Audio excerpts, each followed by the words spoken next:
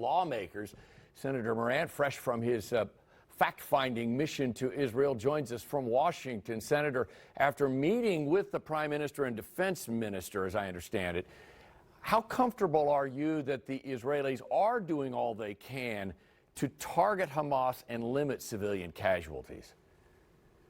Well, everything that we heard, and we certainly conveyed the desire to minimize the loss of any innocent life anywhere, everything that we heard was the reassurance that that's taking place and the statement that we will do more as far as a longer pause or a ceasefire. We can do that when the hostages are released. I also would say that we met with hostage families, and it is a significant issue, just a human tragedy for them, mothers, fathers, brothers, sisters, appealing to us to help find a way to get their family members, their loved ones out, and tremendous pressure, of course, on the Israeli government to do so. There needs to be a solution for the hostages' return, as well as an opportunity for Hamas to be destroyed. At the same time, do everything we can to minimize the innocents everywhere.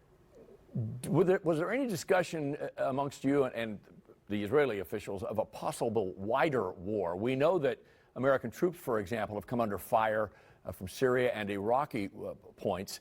Are you concerned about the potential for drawing Iran into this war and the U.S. even deeper into it? Of course, I'm concerned about that, and a two or multiple front war in Israel would be a terribly difficult challenge and does bring the rest of the world consequences to the rest of the world. I would say my takeaway is we need the Congress, the American Congress and the American president need to get the aid to Israel in place to defend themselves. And two, we need the Biden administration to enforce bipartisan sanctions against Iran, dry up the money, dry up their opportunities to continue to support these terrorist organizations, Hamas and others that surround Israel. Aid to Israel from this country. The House, of course, has passed its $14.3 billion package. But the leader of the Senate Majority Leader, says no, that package will not be heard on the Senate floor unless it includes Ukraine. What's your sense of where that's headed on the Senate side? Will there be a vote soon on that? What are the chances of getting aid to Israel? And it is the primary issue in front of the United States Senate, the United States House of Representatives. And I can tell you that these two issues are not unrelated. What happens to Ukraine and whether we show support for Ukraine has a consequence on what Russia will do in support of Syria and other enemies of Israel in the Middle East.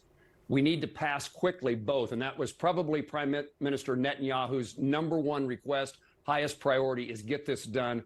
Our promise was that we would do it as soon as possible.